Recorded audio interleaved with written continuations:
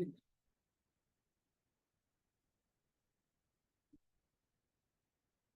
morning. It was cold this morning. Is anyone else excited about that? What was that? I know, my kids were like, we need sweatshirts, and they were so excited about it. I was like, me too, me too. It was 61 on my way here. Like, that's 50 degrees colder than it was last week. Like, nice. Yeah, 4:15. Yeah, I worked 4:30 to 9. Okay. Coffee. Maybe. I worked at Starbucks for years. So I love that because I would always go to school caffeine. Right? Well, I'm very excited that we have a cool elector coming up. If you look at the forecast, like, there's even a day next week. I was talking about this earlier, right? We were chatting about it. Where it's like 72 is the high. Oh, right? It feels like fall is coming. It was hotter than hell yesterday at Disneyland, though, I will say. It was 96 in the middle of the day, and my daughter was like, let's ride in Credit Coaster 3 times, back to back to back to back to back to back to back. I felt so sick after that because it was so hot, but it wasn't too crowded at least, so that was nice. I ate a bite of a churro for each of you. Wow. I was very considerate, I know, right? There was a lot of churros for my family. What was that? The best ones. They have such good churros, don't Yeah, they? I'm gonna meet them. That's the best place. Yep. For sure. One of mine is all about the popcorn. We had lots of popcorn and churros there. But it was fun. It was nice. Not too crowded, but way too hot. So that was aggressive. How was the lot? Sorry, is it locked? Yeah. Hold on. Come on. You need to be talking about churros. Alright, but anyway, I hope everyone's hanging in there, doing well. It's gonna be cooler, so that's nice. I think I need to put my lights up on my house this weekend. I'm ready for like outdoor Halloween decorations now that it's under 90. I think that's doable. Anyway, well, we'll get back into where we left off. But I wanted to remind you, it's not for a little bit.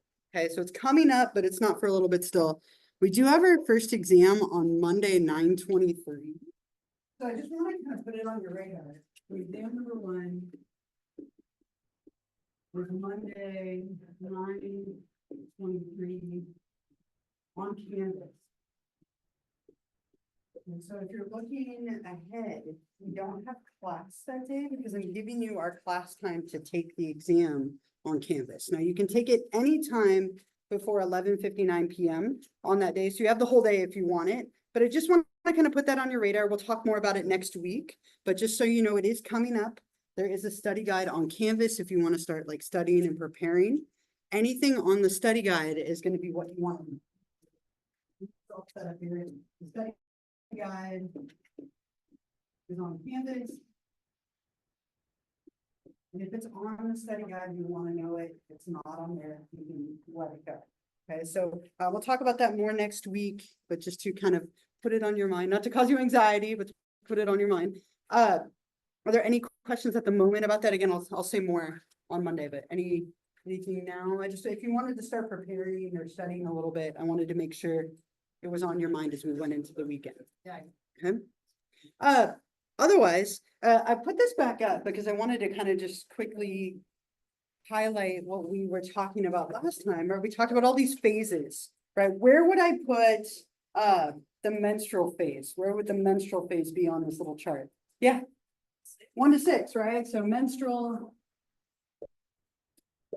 And what was happening in the menstrual phase? Anyone remember? Yeah, you want to take that too?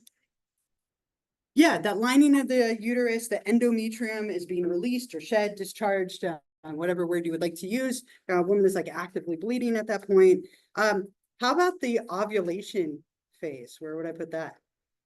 You want to go with that one? Where would I put the ovulation phase? I love it. Let me see if anyone else wants to jump in.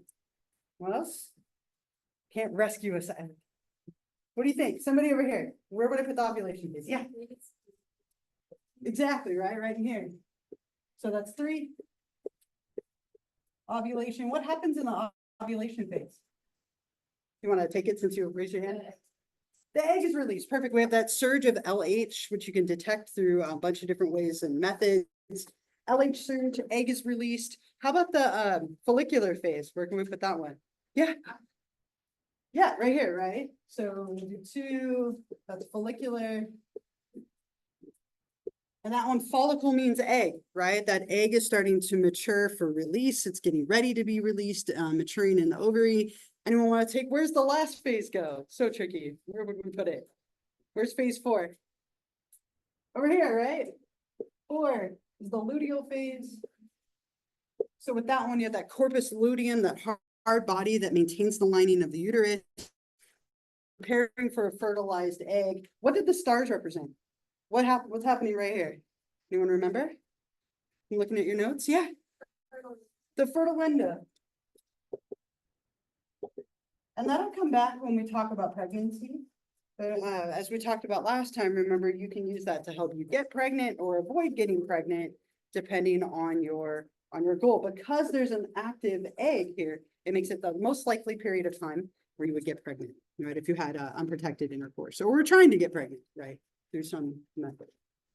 So as we were talking about, lots of hormonal influences. And so a lot of women do experience changes during this cycle. It's really, really common, as we were talking about stereotypes and messages and things that happen, right? Physical and emotional discomfort. And it's all over the board. Some people, it's very profound. Other people, not at all. It could be 1 month and not the next. Stress can also exacerbate that.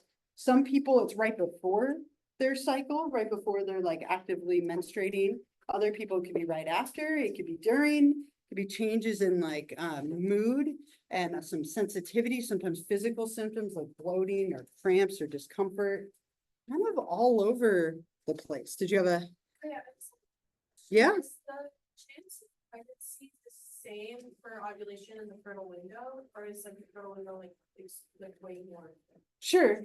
So ovulation happens right here, right? And it takes that egg several days, about 5 days, to get from released by the ovary to the uterus. So basically any time after this. So typically we say the fertile window is like day 15 to 17. You give it about a day to be released and start to make its way. So anytime from ovulation to about like day, let's say 18 or so, is really your highest chance. So they're just kind of giving it a little bit of room to start that journey. And a little bit of variability, because some people it's day 13, others it's 14, depending on your cycle. So they're very closely connected to each other. So PMS is kind of the normal common stuff, right? And a lot of women experience some degree of PMS, and it could be 1 month and not the other. PMDD is a little bit different.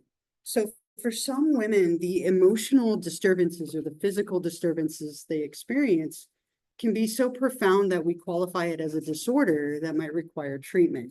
And so, for example, with this one, dysphoria is like a change in mood typically. And so it might be that somebody has such severe depression around their menstrual cycle that they require therapy or medication to help counter it. It could be that they have such severe cramps that they literally can't get out of bed and function, and they require medical treatment. So it could be physical or emotional symptoms that are so intense that they require treatment for somebody. And that's not as common, but it definitely does happen, enough so that it's recognized as a disorder that could require treatment. So if it becomes severe, it could be PMDD. Otherwise, the PMS kind of symptoms are relatively common, and again, have a huge range of severity from person to person. Somebody, it was a couple of years ago at this point, sent me kind of a cool video, and I thought I would share it with you before we moved on. The whole idea of like a first moon party. So obviously for women and for young women, getting your first menstrual cycle, as scary as it might be, is also a huge rite of passage, right, into like womanhood or more adulthood. And so remember that menstruation comes from mene and menses and the lunar cycle. And so it's this idea of throwing somebody like a first moon party to celebrate that they have started menstruating and are now like an adult, or like working toward being an adult and a grown woman. So I'll play this for you. It's fairly comical as well. But kind of this idea of celebrating that rite of passage for women. Let me pause here. It's a party or like a ritual or some kind of custom, but having to wait too, and that can be a challenging thing for people on the other side of it, right? A lot of all of your friends are getting their cycle and you haven't gotten yours yet. Being too early or too late can be challenging on either end, right, for people. So before we move on from menstruation and menstrual cycles, any other like stories, comments, thoughts, questions, anything else related to this? Yeah, what's up? My sister just got hers. She thought she was dying Yeah. because nobody explained it to us. And she was kind of young, she was like 12, but nobody. So she just like came in one day and she's like, "I'm dying. I'm literally dying." I was like, "What's wrong?" She goes, "There's something like I'm bleeding," and I was like, "No, you're dying." So we went up to my mom and we're like, "Lisa's dying." She's just like her period. Like, you guys need to chill. And we're like, "What's that?" Yeah. Nobody ever explained it to us. Nobody talked about it before then. No. I it was Yeah. scary. That is scary, right? If you have no idea that that's coming and you randomly start bleeding, that would be pretty terrifying, right? Like I think I was sharing with you last time. My partner thought my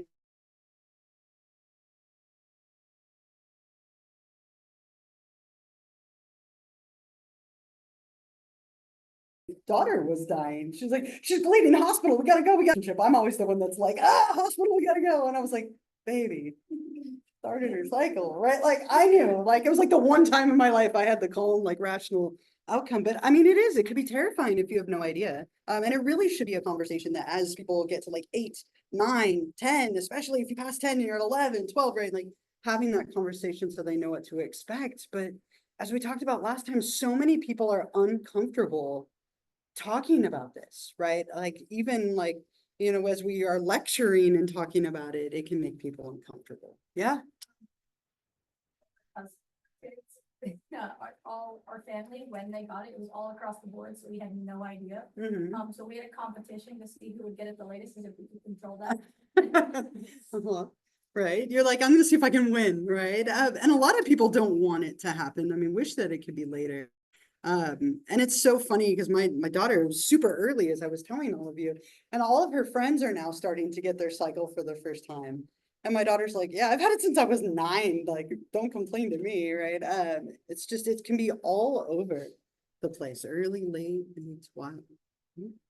Other thoughts? Anything else with this? Are you more than ready to move on? All right. So definitely know what's happening in each phase. Speaking of the exam, that would be like a wonderful like matching question for you. Like I could give you each phase and you have to match what's happening in each one, something like that. Again, we'll talk more about it next week. But some gynecological, like some health concerns for female reproductive anatomy. And we'll look at this for men as well, right? What are some of the common kind of health concerns to be aware of? For women, women go to an OBGYN as their primary like reproductive health doctor. Now, this could be your primary medical doctor, but it could also be a specialist. OBGYN stands for obstetrician gynecology. It's kind of combining the two together, one related more to reproductive health and one more with like childbirth, but it's typically the same person who specializes in both. And starting about the time that you're becoming like sexually active or by the age of 21, you should start as a woman having pap smears. A pap smear is a procedure, like a screening procedure, that's checking for cervical cancer. And cervical cancer is one of the more like common cancers that women tend to struggle with, and breast cancer, which we'll talk about later. And you can detect it very early through having a pap smear. Now, pap smears are not the most fun procedures to have. That's what's happening in both of these images here.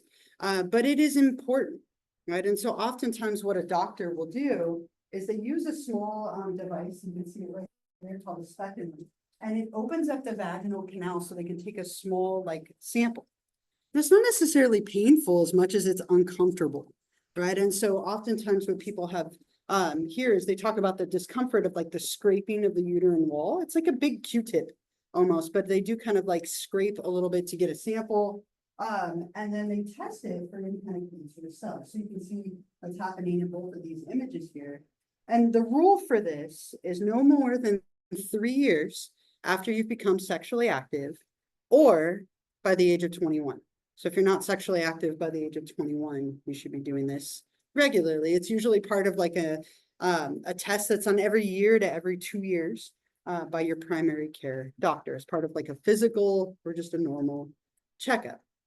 But they also will typically do like a breast exam, which we'll get to in a few minutes. Other kind of common health concerns, PCOS is a very common like endocrine disorder that affects a lot of women. Polycystic ovarian syndrome. And when we hear the word cyst, do you instantly think cancer? Like cyst sounds bad, right? Like it sounds like a bad thing. It's just a body, like a foreign body within your system. And typically here, it can affect someone's fertility, which is their ability to get pregnant. It can affect their hormones. It can make their cycles irregular. Oftentimes women who have very irregular menstrual cycles have PCOS. It can affect like long-term health. There are correlations with obesity and diabetes, but it is a very common like syndrome or symptom that a lot of women have. It can be treated with things like birth control and hormone medications and things like metformin and so on. But it's important to start checking for these things as your hormones have kicked into gear and you've started menstruating. Also checking for things like urinary tract or vaginal infections. Right, those can happen pretty commonly. Ovarian, cervical, and uterine cancers should be checked for and screened regularly as well. So just the importance of following up with a doctor and taking care of your reproductive health just as much as your kind of typical normal medical. And those are some of the things that are typically checked for and screened for. Questions, thoughts, comments, anything here? Yeah. So the name polycystic ovarian syndrome, like there's not an actual cyst there, right? So they're like little fluid filled, like they call them cysts, but you could think of it's another word that we could use for that. Sounds less scary. They're like just a little mass. Even mass sounds like cancer, doesn't it? But they're tiny little, almost like bubble sized like cysts. And they're not cancerous typically or anything dangerous. They're just like fluid filled pockets or little like masses that have built up in the ovaries that can interfere with how like they properly function. So it's typically not dangerous, but it could require treatment, like to regulate your cycle, or if it's severe that it's altering your hormones. But cysts always sound bad, don't they? They always sound like a negative thing. Doesn't have to. Yeah. How come it's like this with the pap smear, there's like some women who say it hurts, some that don't. Is it doctor based? Is it based on the woman and her, you know, what she's got going on down there? Sure. Or like, cause I've heard it both. Yeah. I mean, and they can be like, I won't say that they're like not uncomfortable, but I think a big part of that, like, so let's say you go in to have this done and you've never had any kind of sexual interaction. It's going to be much more intimidating potentially than somebody who is more sexually active. So like some of that plays a role as well. It's not painful necessarily, like it's like a firm Q-tip that they have to get some of the cells from that cervical lining. So oftentimes the most uncomfortable part of it is the fact that they put your legs up in stirrups. You have to be like spread open wide to do this procedure. That's oftentimes the worst of it for a lot of people. But if, you know, depending on your pain tolerance, it could potentially be like a little bit painful, but it's very quick. It's like they swab, and then done, right? Like a COVID test, but somewhere else, right? But the same principle of like kind of swirling and then swabbing and then done. It's usually a quick procedure, but depending on your pain tolerance, it could be more or less. Yeah. Is PCOS tested like by an ultrasound, or like how do they see the ovary? Sure, it could be, right? So it could be that they do an ultrasound to check your ovaries. It's typically symptom based. So if women are having really irregular menstrual cycles, that's oftentimes how it's diagnosed. And then it could be that they go on like birth control pills to regulate that, or other medications to regulate that. But it's often symptom based more than anything else. Anything else? Yeah. Often with like irregular and everything, it's typically just passed on, but oh yeah, we could just kind of fix that with birth control. Is this often like misdiagnosed Sure. or like not diagnosed enough? Yeah, it can be missed, completely missed, right? And people have irregular menstrual cycles. It's really common to have irregular menstrual cycles. And something as common as stress can throw off your whole cycle, right? If you're really stressed out, your weight, extremely on either end, like weight loss or weight gain can throw it off. And so it could just be completely missed. And if someone doesn't go in to take care of the reproductive health, it wouldn't be diagnosed at all. So it could be someone has it for years without any awareness, and it's not always dangerous at all either. It could just be that you have irregular cycles and that's it. But it could cause other issues. So they usually screen for it or watch for it. Mhm. Anything else? Yeah. Also get cysts without having PCOS. Mhm. Which is like, I've had that, Yeah. like, I get surgery to have it removed. Yeah. It's like not, it's a feeling. Patient about that, but it's very regular for your twenties to get cysts. It can Yeah. be Very uncomfortable. And if they don't go, you should reach out to your doctor because it's cancerous or some sort of tumor. Scary. Yeah. Yeah, so like anyone can get them. Mm-hmm. It- Yeah, cysts, unfortunately, whether they're like benign or that cancerous, like are somewhat common, right? And then people have to have them removed from ovaries, from fallopian tubes, from their uterus. In general, when things, if something is uncomfortable or painful or it hurts, or like you're having no cycles and there's not a reason for that, or really irregular ones, not the worst idea to go to a doctor and have it checked out, because it could be a whole host of things, right? Yeah. I think Mm-mm. Right. So the biggest issue that it tends to cause for people is infertility. So oftentimes people who are trying to get pregnant and not able to do so, it might be that they've gotten PCOS, and it can lead to scarring in your ovaries and fallopian tubes over time. It also tends to lead to things like increased like facial hair, sometimes weight gain. So it's not typically life-threatening in any way, as much as it can affect kind of typical functioning more than. The other big part of female reproductive anatomy are the breasts, which are secondary sex characteristics. When we talk about primary sex characteristics, those are things that play a role in like sexual functioning. Secondary ones are typically parts of the body that develop later, like through puberty, or have like less of a primary role, right? And so the breasts are considered a secondary sex characteristic for women. Men develop breasts too, as a side note, much smaller, much less breast tissue, but there is a condition called gynecomastia where men can develop breasts. And it's typically like less common, and more common when people are overweight, right, than when underweight. But for women, two main functions to the breasts, and that's arousal and milk production.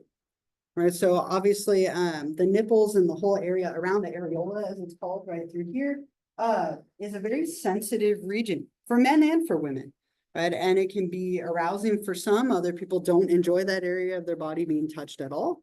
And then when someone is pregnant, they develop the ability to produce milk, right? It's very related to hormones like prolactin.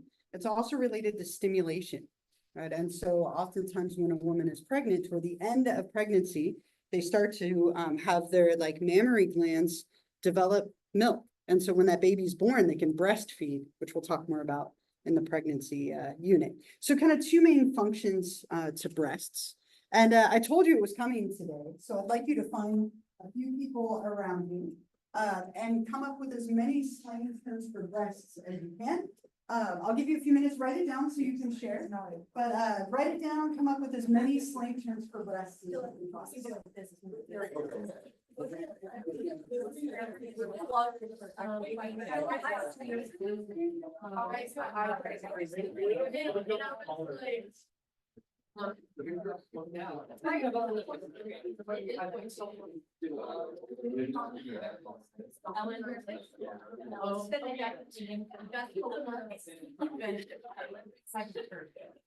We're my favorite. From where? From like. Oh. Not real right. No, it's just you're right. You're right, you're right. I feel like.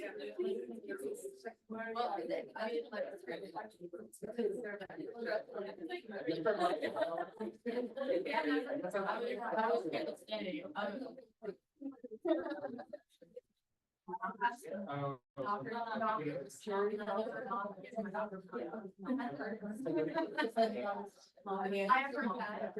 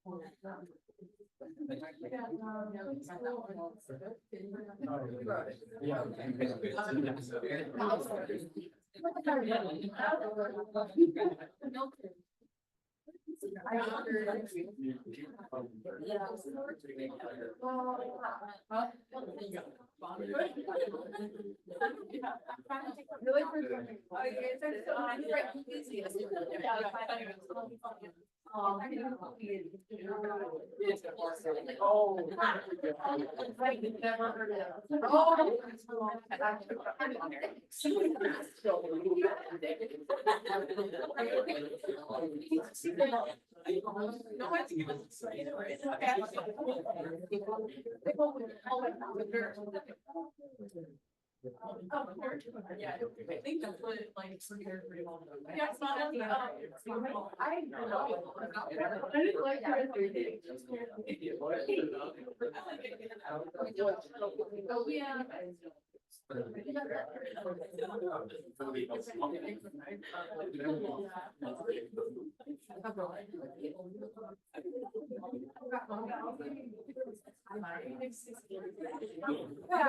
That's me. Got it right. It's sort of like, but it's still like, it's referring. Oh, yeah. For the twin. Sometimes I think they're relevant.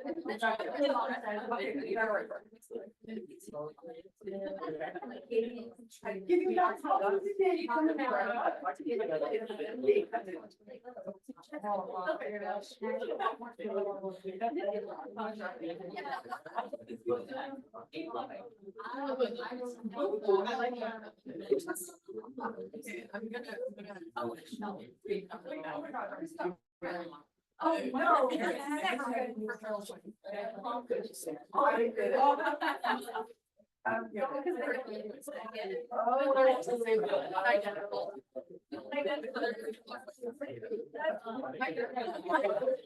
Oh, no.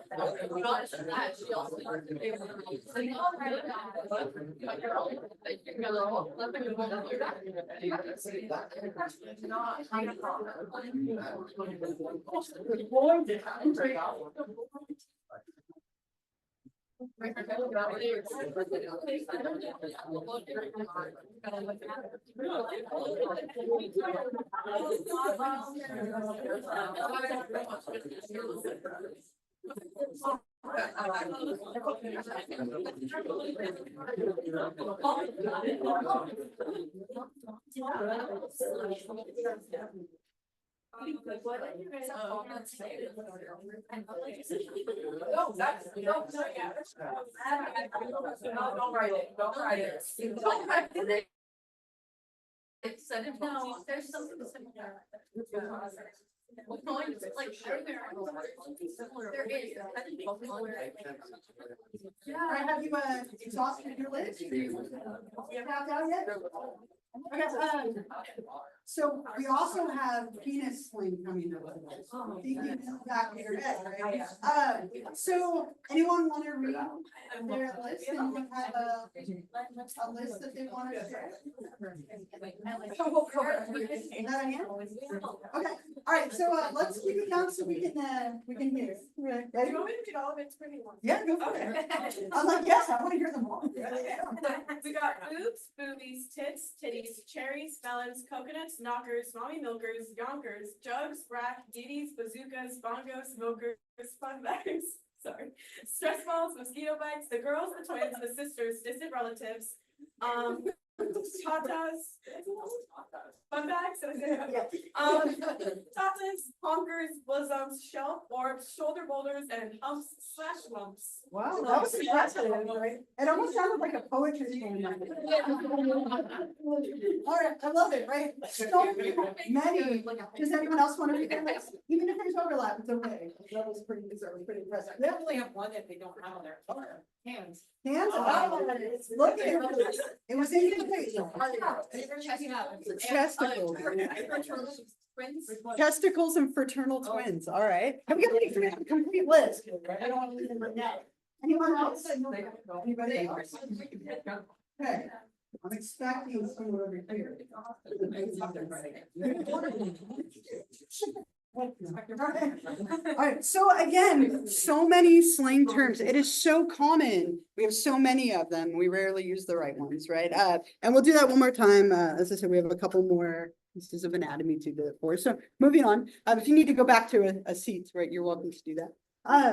One last thing with breast, importance of breast exams. And I kind of mentioned this as we were talking about female reproductive anatomy, but the second that you start to develop breast tissue, you should be doing self exams and then also have these done at a doctor's office as well, right? This is something that should be done pretty regularly, typically yearly, just like a pap smear.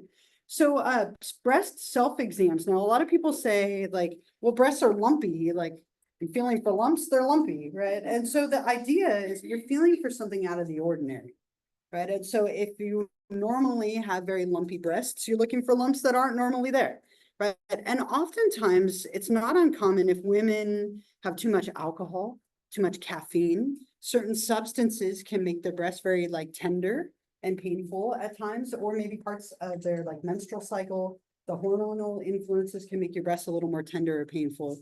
But you're typically looking for something that is out of the ordinary. Right, so if you're doing these regularly, you should know what your breasts feel like regularly, and then you would do this and notice if something is abnormal. Now, it doesn't have to be on your own either. You could easily bring a partner into this. It could be a fun part of something that leads to something else, right? But it should be something that you're doing regularly, right? Breast cancer is very common in women, very common, right? It's one of the leading causes of death for women. Right, so this is something that should be screened for pretty regularly. And again, typically self-exams are something that are done. And if you notice something uncommon or like different, then you might go to a doctor. And the test that they would do is called a mammogram or a mammography. Mammograms is like a very sensitive, that's what's happening here, form of X-ray that checks for any kind of lumps or things that shouldn't be there. Now, these are often painful. I won't lie to you, they're not comfortable, right? And what they do, and you can see it kind of grayed out in the back here, is you stand and you put your breast on a machine and they squish it between two plates to look for any kind of lumps. Not the most comfortable procedure. It's not done yearly. It's usually done every like so many years. I think it's like every 3 years on average. But it can run in families, and it's something that you would only have done either like as a first time, or if they detect something that is like of question. So it's not done all the time.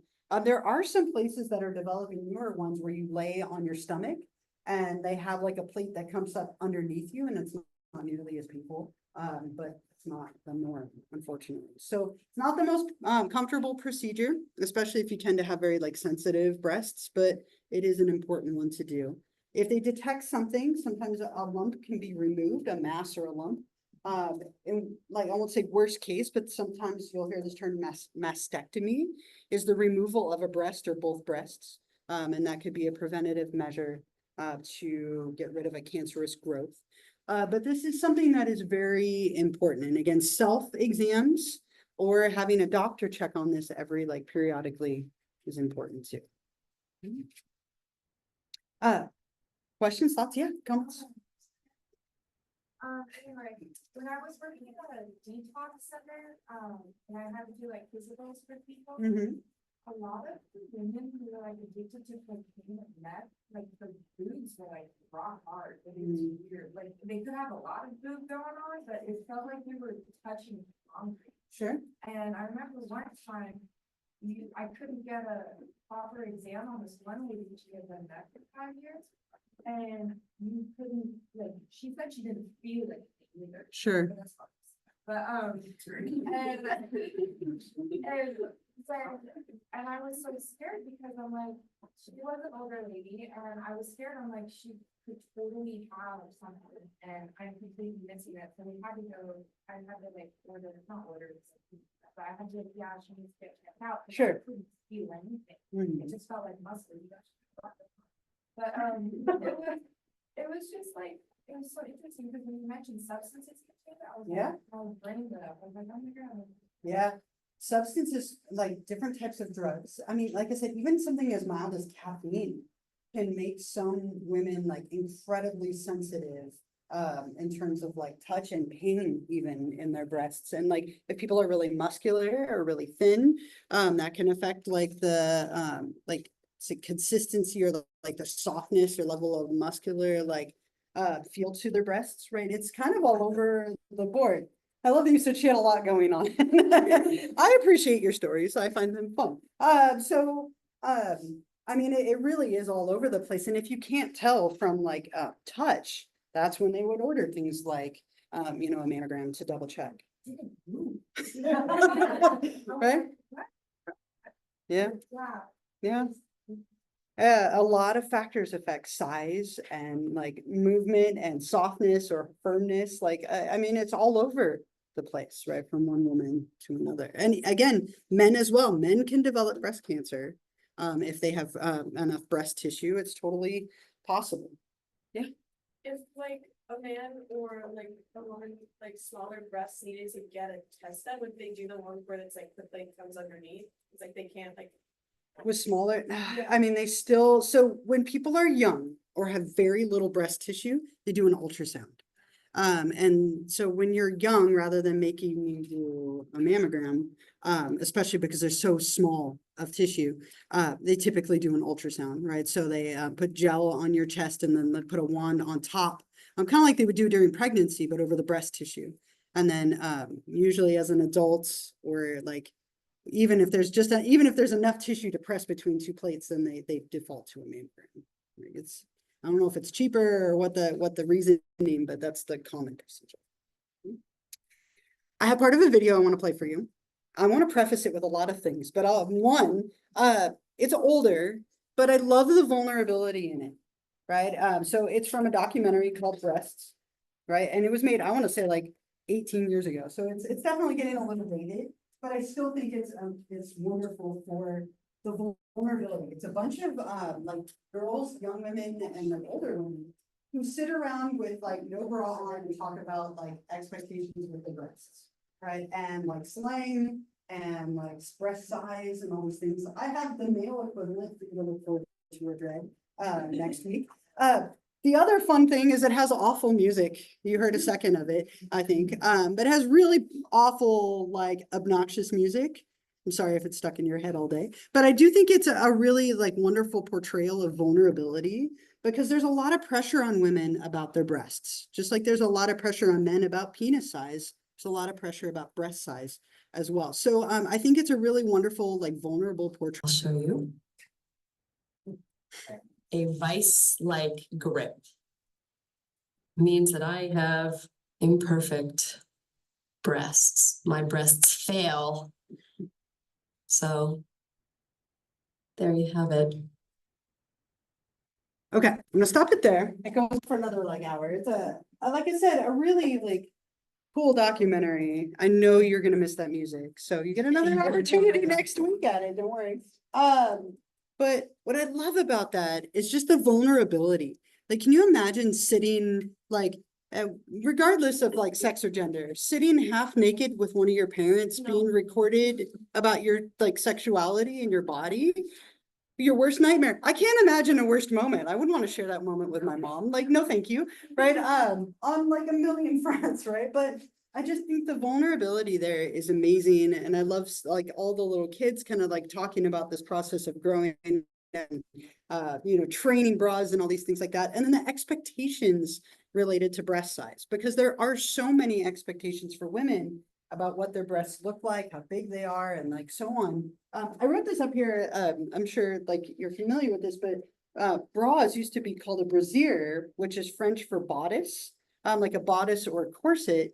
And then back in like the 1930s, they just shortened it to bra, right? But that's where the term comes from, if you've ever been curious. But a lot of pressure, right? A lot of importance, like in terms of people's reproductive identity and their bodies, and then importance as far as like medical stuff to watch out for as well. So before we move on, any other like thoughts, stories, questions, thoughts, comments, anything else here related to female reproductive anatomy? Anything that we talked about? All right, male anatomy then? We're ready? Okay. Oh, that was a mixed reaction there. Like, all right, male anatomy. All right. Okay. So we'll just barely like get into this a little bit here, but let's talk about male reproductive anatomy then, which we'll cover for the next couple of days, right? So we'll look at similarly like internal and external structures, right? And all the different names and parts for male anatomy. We'll look at sperm production, because that's a big process for men instead of menstruation. And then some concerns about sexual functioning and male health concerns, and the male equivalent of that documentary that we just watched as well. So when we talk about male sexual anatomy, similar to female anatomy, we have external structures and internal structures. So we're going to start with the external ones. That's probably about all that we'll get to today. So some of the external structures of male anatomy. And I sometimes hear this as a stereotype that female anatomy is so much more complicated than male anatomy. That is not true. Right? Look at all these structures that we have for men as well, right? There's a lot of different structures that go into the production of sperm and the male like reproductive tract. So just as many to talk about, and a lot of very similar ones, just with different names. Again, remember that male and female anatomy is the same for a period of time before it kind of specializes and distinguishes itself through pregnancy. So starting with male external anatomy,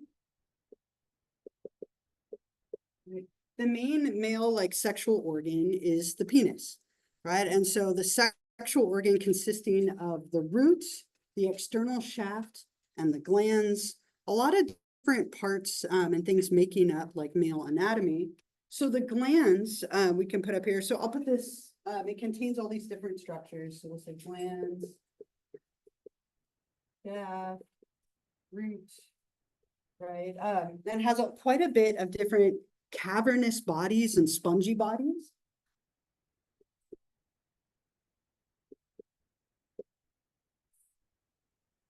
Spongy bodies, right? That sounds fun. Sounds strange, right? So these spongy and cavernous bodies are made up of quite a few like blood vessels.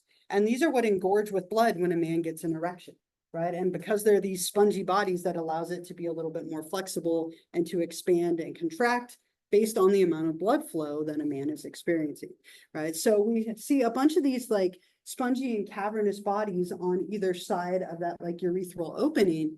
And this is again what would fill up with blood to allow for an erection and so on, right? During any kind of like sexual arousal. So the glands is the head of the penis, right? So we see the glands as kind of the head of the penis that's down here. See what I want to write. I'll just write.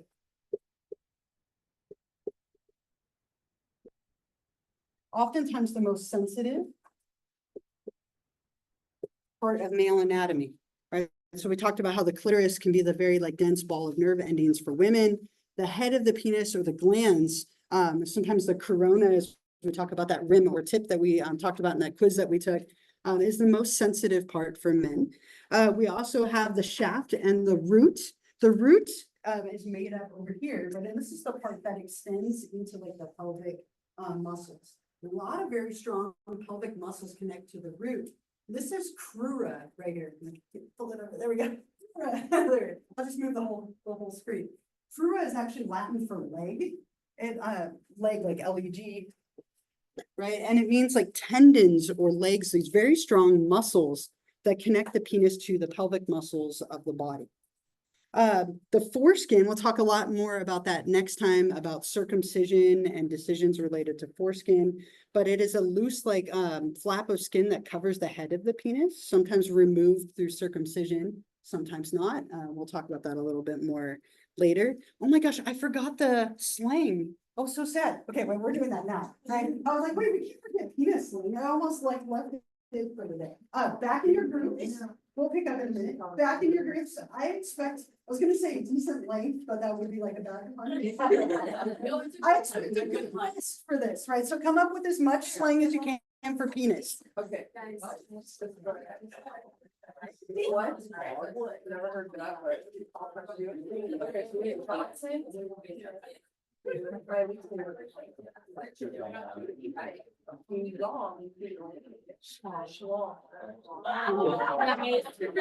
Okay, I said that last time.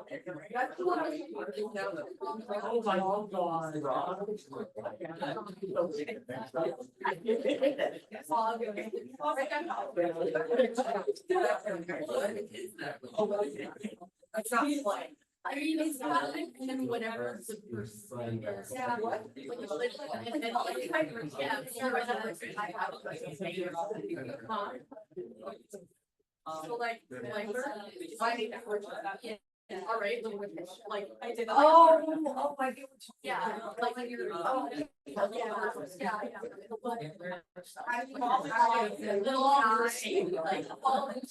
I'm like, no, I could ask my, like, well, Okay, yeah.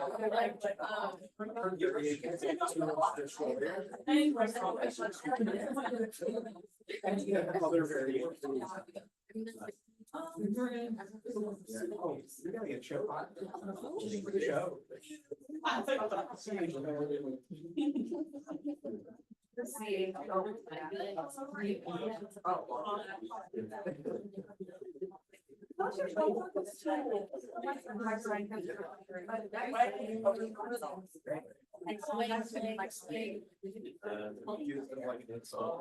my God. I mean, like, when resurrected, I used to go. Yeah. Yeah. The kids would find it. I don't.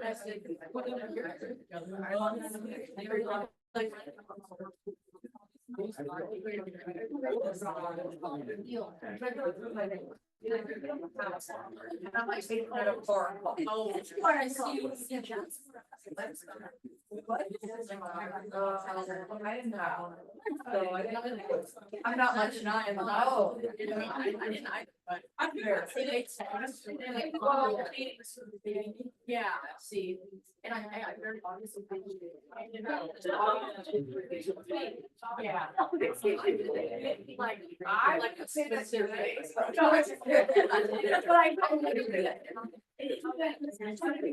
I think you said it, but it's the law, right? I think I'm really upset. Yeah,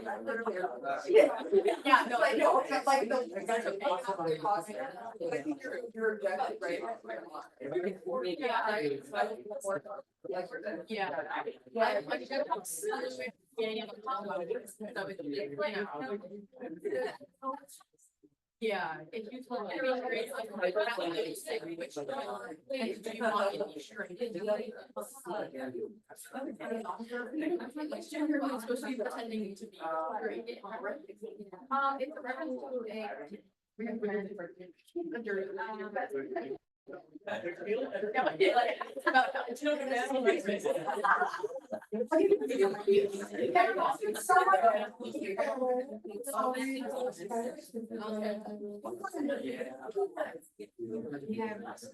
What?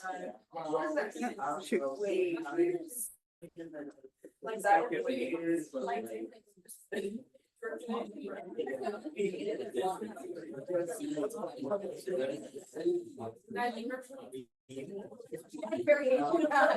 Oh, what's it? I'm so I heard like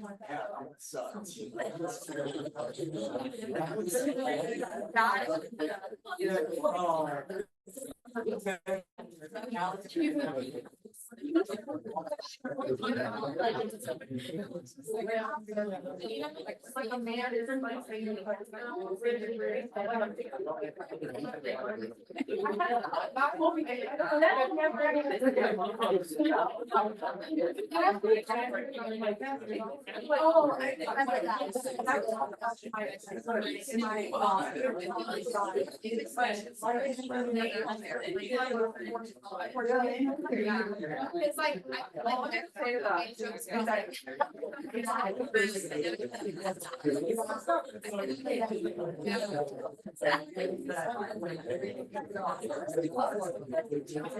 But yeah.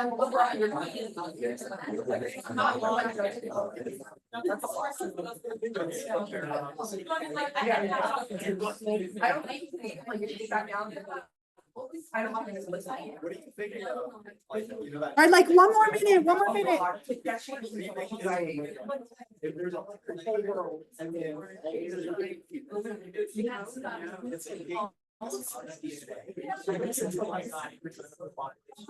Yeah, I don't, you know. I don't know.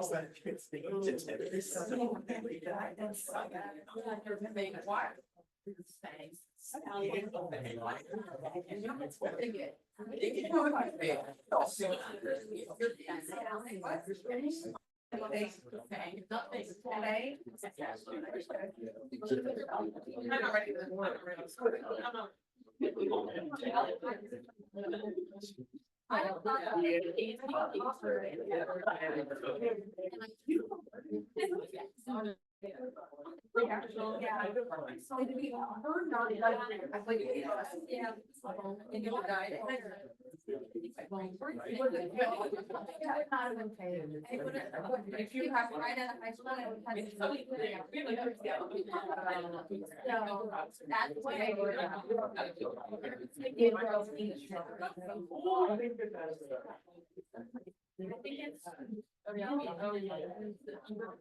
All right, are we ready? Absolutely. Absolutely.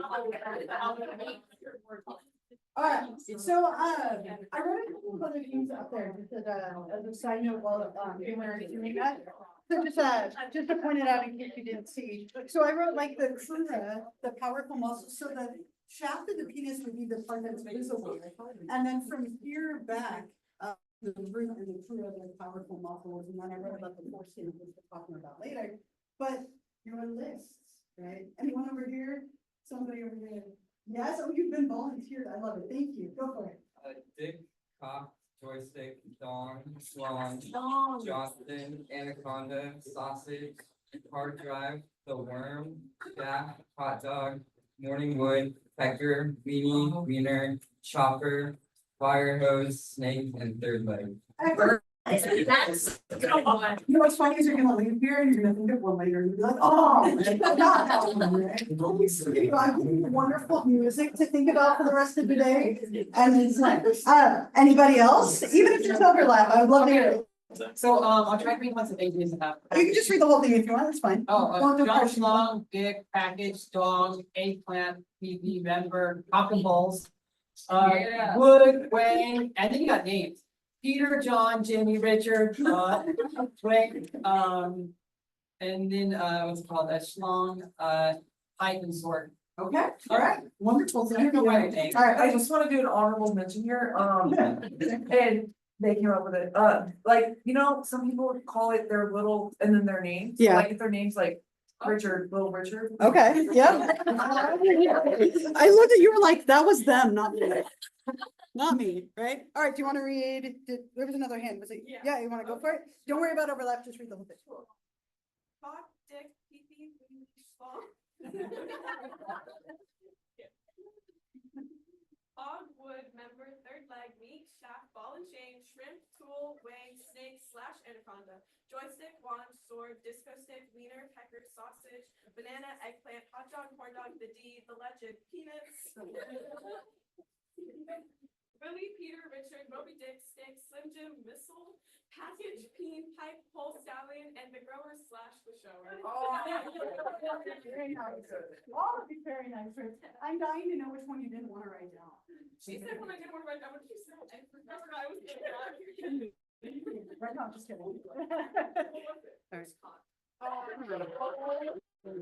Okay, well, so we have like a good amount, I think there's so much, like men, stereotypically, men tend to be even less comfortable talking about their anatomy in any kind of like proper, like medical, or terminology kind of way than women do. Again, that stereotype doesn't always hold up. So what we'll do next time, so I have some of the external structures up here, and then we'll keep going with that next time, talking about, there are more, so we'll just stop at this slide rather than, rush through them. We don't want to rush through that, right? So, I'll end here for today. I wrote up there again, just to keep it on your mind as we go into the weekend. If you want to start like thinking about the test, the study guide is posted, but I'll talk more about it next week. So have a wonderful weekend, enjoy the cooler weather, and I'll see you all next week.